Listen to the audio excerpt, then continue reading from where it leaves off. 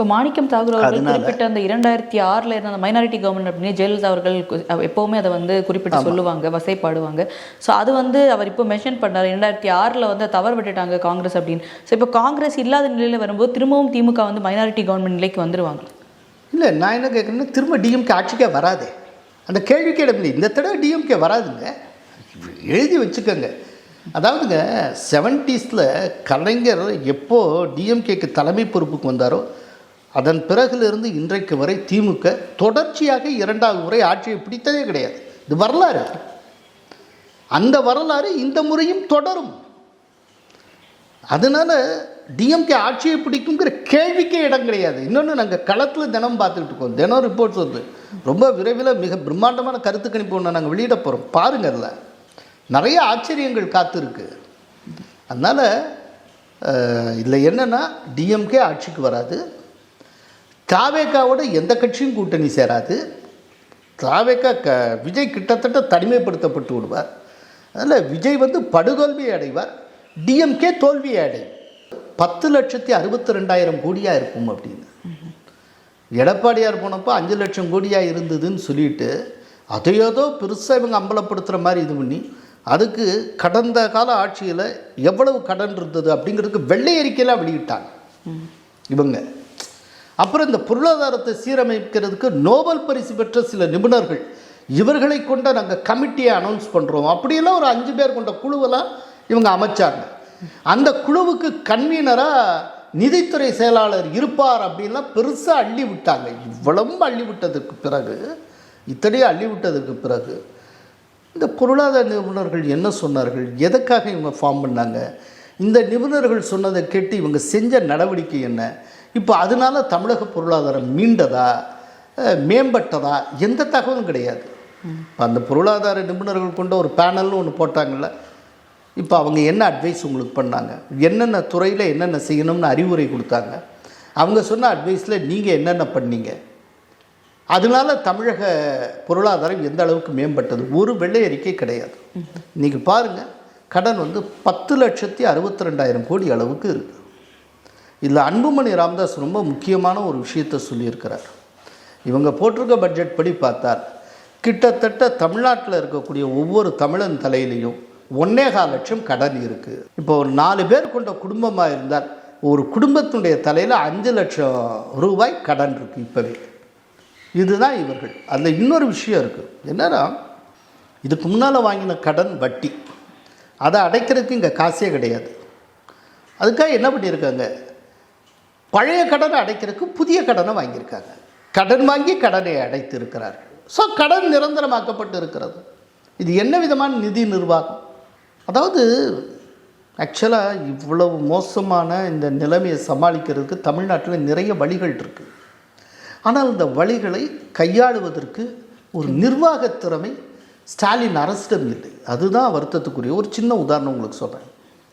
காசியில் காசி விஸ்வநாதர் ஆலயத்தை பெரும் பொருட்செலவில் ஆயிரக்கணக்கான கோடி செலவிட்டு மோடி அவர்கள் சீரமைச்சு ரொம்ப பிரமாதமாக்கினார். பழைய காசியை பார்த்தவங்களுக்கு இந்த காசியை பார்த்தீங்கன்னா பிரமிப்பாக இருக்கும், ஆச்சரியப்பட்டு போவாங்க.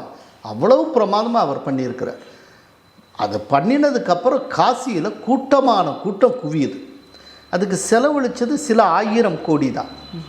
ஒரு ஸ்டாட்டிஸ்டிக்ஸ் என்னென்னா, இந்த காசி விஸ்வநாதர் ஆலயத்தை புனர் நிர்மாணம் செஞ்சு அது ஒரு பெரிய டூரிஸ்ட்டு ஸ்பாட் மாதிரி ஆனதுக்கப்புறம் கடந்த ஒரு 3-4 வருஷத்தில் மட்டும் 1.25 லட்சம் கோடி வருவாய் கிடைத்திருக்கு.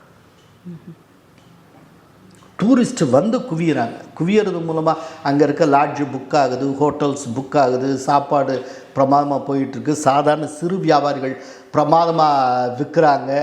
சின்ன சின்ன வியாபாரிகள் ரோட்டில் வந்து ஒரு தட்டில் வச்சுக்கிட்டு ஏதோ பழத்தை விற்கிறவன்லேருந்து பூ விற்கிறவன்லேருந்து எல்லாம் மொத்தம் அந்த காசியை சம்பாதிச்சிருக்குங்க. ஓவராலாக 1.25 லட்சம் கோடி அளவுக்கு, 1.25 லட்சம் கோடி நான் சொல்கிறது, அவ்வளவுக்கு ரெவென்யூ வந்துருக்கு. இதே போல் தான் இந்த அயோத்தியில் இவ்வளோ ஆனதுக்கப்புறம் வருஷத்துக்கு 30,000 கோடி வரைக்கும் ரெவென்யூ கிடைச்சிட்டு. தமிழகத்தில் 45,000 கோயில்கள் இருக்கின்றன. இதில் புராதன கோயில்கள், ஆயிரக்கணக்கான ஆண்டு பழமை வாய்ந்த கோயில்களே நூற்றுக்கணக்கில் தமிழ்நாட்டில் இருக்குது.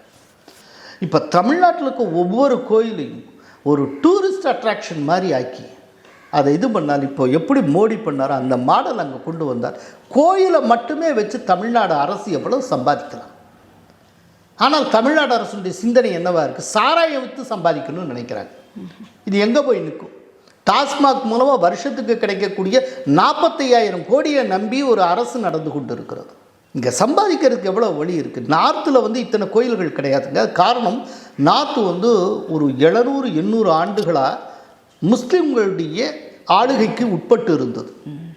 அதனால அங்கே இங்கே இருந்த மாதிரியான புராதன கோயில்கள்லாம் பெரும்பாலும் இல்லை, அழிக்கப்பட்டாச்சு, என்னெல்லாமோ நடந்துருச்சு. இங்கே வந்து அந்த அளவுக்கு முகமதியர்களுடைய தாக்குதல் இங்கே இல்லை. 2 தடவை தான் மிகப்பெரிய படையெடுப்பு நடந்தது தமிழ்நாட்டின் மேலே. ஒன்று அலாவுதீன் கில்ஜி காலத்தில், இன்னொன்று முகமது பின் துக்ளக் காலத்தில். மற்ற எப்போதும் இங்கே பெரிய தாக்குதல் இல்லை. அதனால் புராதன கோயில்கள் எப்படியோ தப்பிச்சு இன்னைக்கு வரைக்கும் இருக்குது. இதை வந்து நீங்கள் எப்படி ஒரு டூரிஸ்ட் அட்ராக்ஷனாக ஆக்கலாம்? ஏதாவது ஒரு பார்வை இருக்கா? ஒரு தொலைநோக்கு சிந்தனை உண்டா? இல்லை.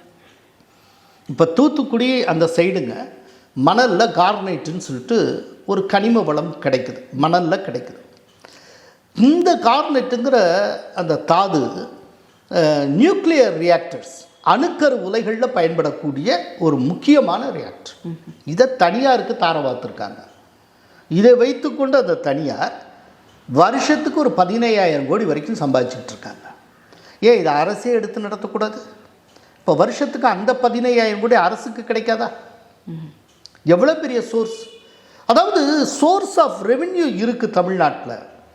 ஆனால் அதை அரசு யூஸ் பண்ணவே கிடையாது. அதை வந்து தனியாருக்கு தார வார்த்து விட வேண்டியது. ஏன்னா அரசே அதை செஞ்சுக்கிட்டு இருந்தால் மீட்ரு போட முடியாது. பச்சையாக சொல்கிறது தான் இதுதான்.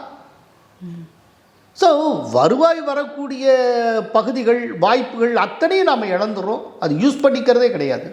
இப்போ கோயிலை ஏன் யூஸ் பண்ணலை அப்படின்னா, திராவிட மாடல் அரசு கோயில்களுக்கு எதிரான அரசு. அவங்க எப்படி யூஸ் பண்ணுவாங்க? டெங்குவை போல், மலேரியாவை போல் சனாதன தர்மத்தை ஒழிப்போம்னு சொல்லக்கூடிய உத்தரவுடைய அரசு அது எப்படி கோயில்களை பயன்படுத்திக்கும்? இப்போ மதுரைக்கு எவ்வளோ ஃபாரினர்ஸ் வராங்க, நார்த் இந்தியன்ஸ் வராங்க. என்ன மதுரையில் இருக்க கலெக்டர் ஆஃபீஸை பார்க்க வரா? மீனாட்சி அம்மன் கோயிலில் தான். உங்களுக்கு கோயில் பிடிக்கலைனாலும் சரி, பிடிச்சாலும் சரி, பிடிக்கலைனாலும் சரி, டூரிஸ்ட்டுன்னு வர்றவன் தமிழ்நாட்டில் இருக்க கோயில்களுக்காகத்தான் வரான், வேறு எதையும் பார்க்கறதுக்காக வரல. அப்படிங்கிறப்போ அதை ஒரு டூரிசம்ங்கிற கண்ணோட்டத்தையே மேம்படுத்தலாம்ல.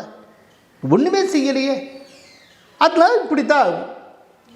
இதை நான் மட்டும் சொல்ல, இந்த பட்ஜெட்டில் வர்றதுக்கு ஒரு 10 நாளைக்கு முன்னால் பிரவீன் சக்கரவர்த்தி ஒரு எக்ஸ்பதிவு போட்டிருந்தார். அதில் என்னென்னா, கடந்த ஒரு 3 ஆண்டுகளில் உத்தரப்பிரதேசத்தை காட்டிலும் அதிகமாக கடன் வாங்கிய அரசு தமிழக அரசுன்னு அவர் அம்பலப்படுத்தியிருந்தார். அவங்க கூட்டணியில் இருக்க ஒரு கட்சியை சேர்ந்தவர் தான் அதை அம்பலப்படுத்தியிருந்தார். இன்றைக்கி சொன்னது போலவே நடந்திருக்கிறது. ஸோ இந்த பட்ஜெட்னால் எதுவும் நடந்துட போகிறதில்ல. இது ஒரு பீப்புள் ஃப்ரெண்ட்லி பட்ஜெட் அப்படின்னு சொல்ல முடியாது. இதில் புதிய திட்டங்கள் எதுவும் இல்லை. தமிழக அரசினுடைய கடனை இது அம்பலப்படுத்தி இருக்கிறது. இதுதான். அதனால் ஒரு தோல்வியடைந்த அரசு அப்படிங்கிறத இந்த பட்ஜெட் அம்பலப்படுத்தி இருக்கிறது. அவ்வளோதான் சொல்லணும்.